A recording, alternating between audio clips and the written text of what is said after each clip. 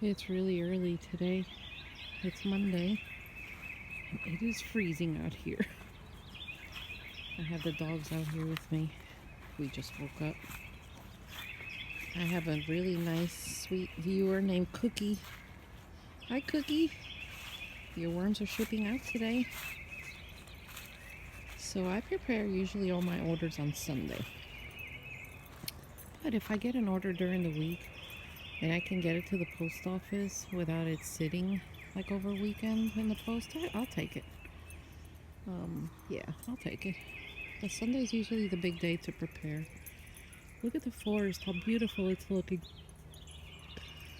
I haven't had coffee yet. The garden is starting to wake up. I see a few weeds over here I gotta tackle. I don't know how my rose bush is doing down there. I have to go check on it. What do you think of this ladder thing this year? I think I want to put gourds on it. Gourds are easy to grow. They don't really take any care. You just plant them and leave them alone. I think I might try gourds. But pretty soon this forest is going to look green, green, green. Everything will start waking up. My bread oven is down there. And my Bigfoot fire pit. It's not really a big fire pit. I just call it that because I love Bigfoot. And it's my own fire pit. So, there's the bread oven.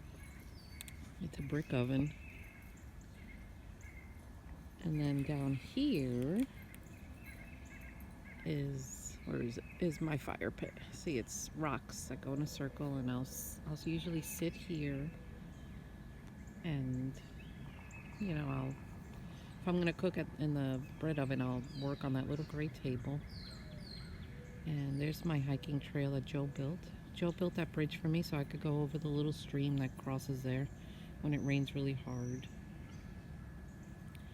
It goes all the way back there. I call that the haunted forest because, guys, there are sounds back there that I don't know, I can't explain. Of course, I got my Bigfoot sign over there. So today will be a good day. Very good day. Time for coffee. So I got Cookie's worms here, ready to ship. These are European nightcrawlers. They're nice looking worms.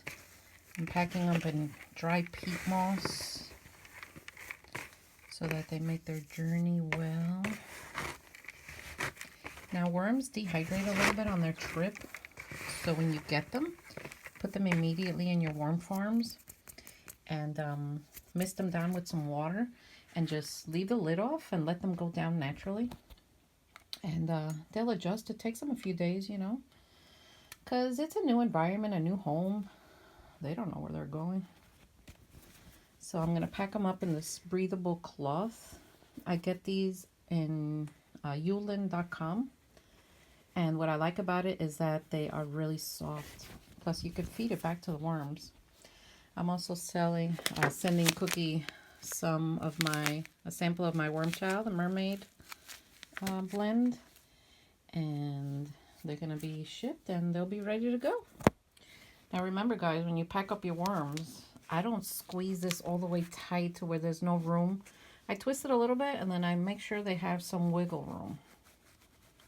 I don't know why, I just think they just do better. They're not so tight in there and restricted, But I put a zip tie on and I put it on very tight.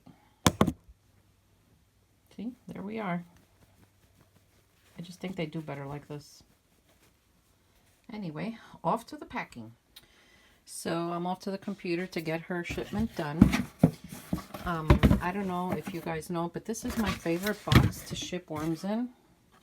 It is called a cubic. So for you worm farmers out there, this is a really good size. And it seems to be cheaper on Pirate Ship. I don't know why. This is the size. So like Mimi, Samantha, I don't know if you know about these boxes, But these are very handy, and you know, you can order them online for free from the post office. So these have come in, like, I like them a lot. Give them a try if you haven't. So here we go. I got the worm chow in here. I got my business card in here. And I'm going to put the worms in there. Now, anytime you ship something, always have a ruler. I have this ruler here. Or have a tape measure with you, because whenever you ship on either pirate ship or the post office or anything, they're always going to ask you for measurements of your package and stuff. So it's always easier to have something like handy around so you don't have to get up and go look for something. So that's another little tip. Oh, guys, I have to organize this desk. It is a hot mess. I just do. But, you know, I don't have time. Some things just take priority. So I'm going to keep you updated on this. And there they are, ready to go. I also put a live worm sticker here so they know that they're live worms. And I put this too because, you know, I don't want them throwing them around like they're garbage. So hopefully this will help them on their journey. So I just added a new product to my website. It's a worm blanket, and I'm selling it for $12.99. I'm not going to charge shipping, and it's going to be 12 by 15. So remember Cookie's order here that I did? Wix wanted to charge me $12.92 for the shipping, but I went through Pirate Ship, and Pirate Ship charged me $9.12. So that's a big difference. So that's why I don't like shipping through Wix. So it's a big difference in price. Gosh. Well, anyway, I hope you like this worm blanket. So what you do is it's burlap, and you moisten it down, and you put it on the surface of your bin, and it keeps your worms moist, and eventually you're going to see that they're going to eat it. They love eating this stuff. So I'm just going to go and do a little editing here, and then I'll be back. Guys, here are the new bins with the new sizes. This is the, I believe, 1/8. So remember, this is the older one I had, which is 1/16. So now this is the new size, which is 1/8. And this should catch the cocoons, at least most of them. You're never going to catch every single cocoon. When I first started worm farming about 20 years ago, it would take me hours to do this because I was desperate to catch every little cocoon and every little baby worm. I'm telling you. Then one day, you know, I was learning from another worm farmer, and she said, you need to stop. You're never going to get them all. You're just wasting valuable time. And she was right. So now I just do my best to catch them, and if they go through, well, then they go through. But you can see the difference with that one compared to this one. So this is going to be great for when I need a extremely fine casting, but this is going to serve the purpose for general usage. So we're going to put it. So these are my European nightcrawlers here. That bin is full and worms are ready to go. And these two bins that belong here, I put them here because I'm going to check them, because I want to fill them up a little more with worms. So I need to go to my nursery and harvest out some adults to put them in here to grow out, meaning to grow up and just be ready for shipment. These are like really pretty worms. But as you can see, there aren't as many as I want in here. And this one also. Plus that bin is a little dry, in my opinion. This one also, I need to refill it with more worms. See, there are adults here growing out. They're gorgeous. But then I have some little ones in here too that, you know, cocoons hatch and... Uh-oh, sorry guys. Oh, they were breeding and I pulled them apart. Did I? Not really, look. There they are, making magic. So since these guys are kind of young, but they're breeding, I'm going to go ahead and put them in the nursery. so they can continue doing their thing. So we're gonna fill this one up a little more, and as you can see, they're nice worms. You know, when I ship worms, I do my best to pick out the big ones, but sometimes that takes forever because I hand harvest worms, especially the not the red wigglers. That's just impossible. They're too little. But the European nightcrawlers, you know, when I sell 100, 120, it's easy to just go in here and count them out. So I go 1, 2, 3, you know, I just start picking them. And I personally find it therapeutic because I love my worms, and life is just so full of stress that you need to find whatever makes you comfortable and happy and puts you in your little happy space. So right now, this is my happy space. All right, so I'm gonna try out the new sifting sizes that Joe made me, and this is the Euro nursery. So we're gonna go in here and we're gonna test this out. Okay, this is the Euro nursery, or at least one of them. So what I'm gonna do is I'm gonna divide this in half. I'm gonna harvest this side, put fresh bedding, and wet it down nice. And then this side, I'm not gonna do a migration. I'm gonna mix this into this and mix it all together. I've done that before and it works fine. I've also done the migration to where they'll go in here and come here. But for my purposes, like selling them, it just takes forever for them to go that way. So I should do that with another nursery bin when I'm ready to harvest it, just so you can see. But this is what we're gonna do. I'm gonna harvest this side, fresh bedding, wet it down, and then I'm gonna mix everyone over. So let's we gotta go find them. So this is what I'm gonna do. I'm gonna just put my hand down the middle here. Okay, leave them their food over there. As you can see, these castings are pretty thin. So I might do more than half. See, there's all size worms in here. There's young ones, there's big ones. I mean, this is, you know, this is the basic Euro. Now, if you feed Euros manure all the time, they might get fatter. Well, they will get fatter. But you gotta be so careful with manures. You gotta make sure that they're nice and clean, and I don't know, sometimes they scare me. I take chances, but you know how that is. Look at the mites in the banana. And mites are just part of the natural decomposition composting world. They just are. They're not going anywhere, so might as well get used to them, right? Let's check the corner here and see how many are hanging down here. Oh, not as many as we thought. See, look. See how dark these castings are? Oh, look, there's a cocoon. It's so dark because of the bedding that I feed them, and also the food. You know, I don't only give them chow, I give them vegetables and fruits, and like you see, I had leftover lettuce, and their casting is black too because of leaf litter that they eat, and straw, and just natural things. That's what'll give you nice castings, especially leaves. When I feed leaves, my castings are like this.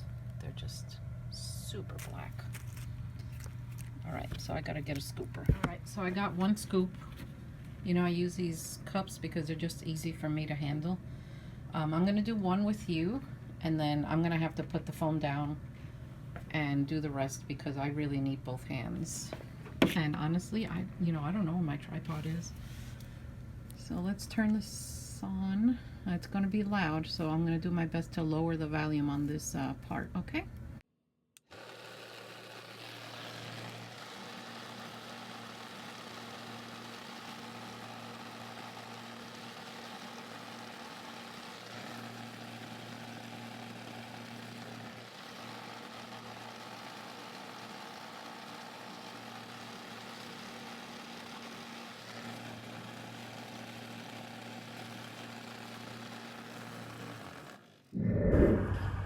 So it didn't do so bad.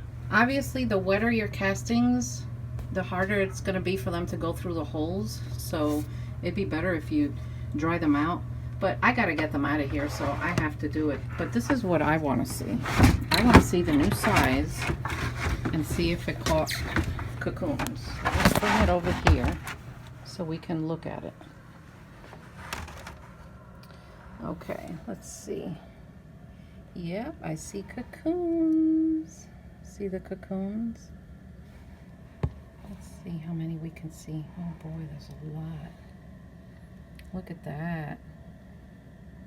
So the 1/8 is definitely catching at least the larger cocoons, as you can see. And the smaller worms that fall through the holes, which a worm this size will just go back in the nursery. But look, there's even more cocoons here. So I'm really pleased with this. Wow, it really did a great job. You could see them all.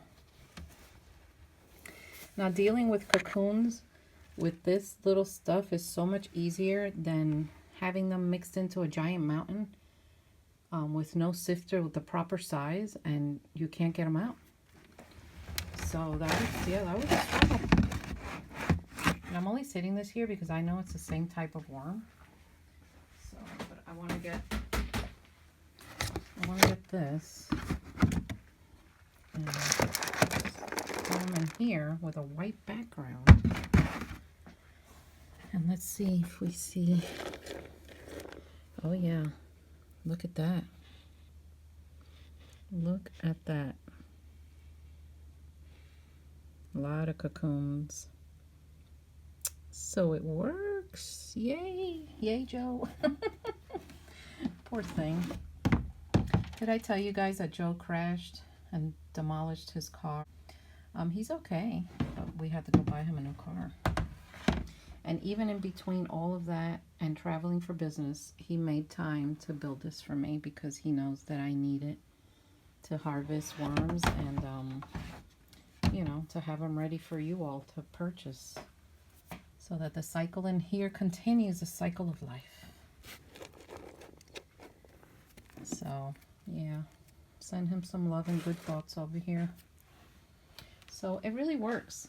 So I think what I'm going to do is put gloves on, and I'm going to mix this up really well just to get a little air in there. But I am going to continue harvesting because I really got to get them set with fresh bedding. When I do this one, which is another Euro, I'm going to take off the plastic days ahead, and I'm going to just start mixing it with my hands so it dries out a little bit. And then we're going to try it with that and see what happens. So I'm going to keep going on this, guys. So I'm still going along. As you can see, I got out as much as I could. These are the adults. So now I come over here and I put them in here.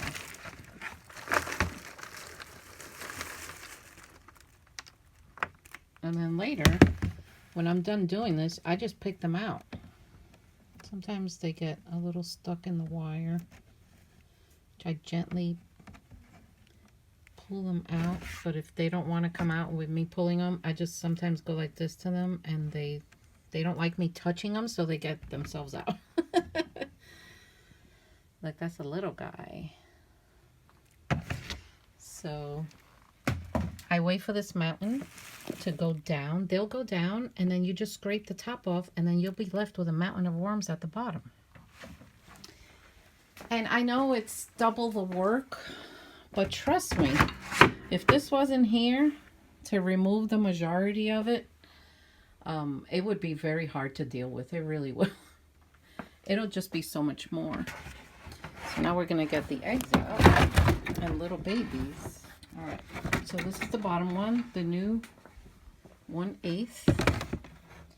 And let's see. As you can see, there are cocoons in here. Look at them all down there. So I take this and I put it in here. And then the cycle just keeps on going. It just keeps on going. And look how much I've gotten done already. guys, this would have taken me forever. I'm talking forever, to where, oh, the frustration, you know, because you just want to get it done and get them comfortable again and get them happy. And then, you know, I like to take pictures of them and videos so I could put on my website. And, you know, without this, I'm telling you, this is a godsend. It's a lot harder, because I did do without this for many years. And it was fine because I was just a hobby. But now that this is growing again, and then my supplies are going to be there, but all of this is going to be moved, and then the trays are going to be all here again. Yeah, I need something that'll help me work smarter, not harder. So, I mean, I'll keep you along on this journey as we go along. But, you know, I just love doing this. I don't know about y'all, but I love it. I love it. My mind is extremely creative. And you know, you all know me. This is not the only thing I do. I garden, I crochet, I sew, I can. I make sourdough bread. I am like I'm not a certified chef, but man, I'm a head cook. And I love cooking. And let's not forget these. These are going too. Actually, that one's empty right now. Here I got some Africans. And here are the swamp worms. Man, those guys are prolific. They reproduce fast, but they take forever to get to like a big size. But still, you see a lot of little babies everywhere. I'm very happy with them. They are like quickly becoming one of my favorites. So I'm going to keep going with this. All right, guys.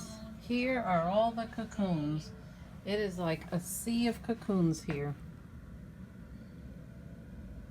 Look at that. So I have choice. I can either take this in fistfuls and distribute it between both of my nurseries and just mix the castings in, which is okay to do because the other bedding, there's so much of it. Or I can let this dry out a little bit and then try to sift out the cocoons again. But then you risk the cocoons hatching. So I have to decide what I'm going to do there. And then the worms are all here, and you see as they go down, I just start taking the surface off, and look, they start appearing, and then they'll go down again. And these leaves that are not broken down yet, you know, I can reuse them because they're still good. So I'll throw those back in the nursery, and the nursery is empty. Well, I did more than half.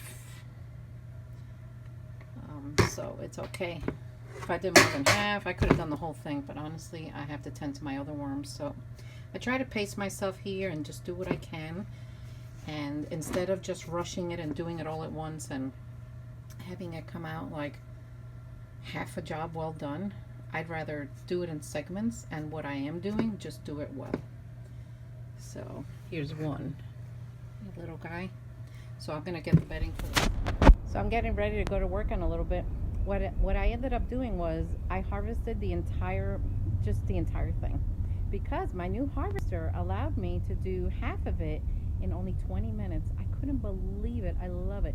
So now I put the fresh bedding in there. Later I'm going to show you. I wet it down, but the worms are still sitting in their container because later on I want to take my time and introduce them. Anyway, I thought I'd give you an update before I leave. Alright guys, well thank you for watching. Subscribe, like my videos, share them, the little bell, thumbs up, you know the deal. See you next time. Take care. Driving home from work tonight. It was a good night. Today Cookie's worms went out. The worms that I put in the new nursery, all the 4 species, I lifted up the wet cardboard the other day, and they're all going crazy together. So I'm dying to know how this bin is going to do. And don't worry, I'm not watching the phone. I'm watching the road. Some of you have asked me if I'm a full-time worm farmer. No, I'm not. I do it part-time, but I like working outside the house also because I just like getting out of the house and just having a job. I'm social with people. I like being social, so I just feel I don't know, I feel more productive. I just like working. I always have. So will I ever become a full-time worm farmer? I'm not sure. Only time will tell what I decide to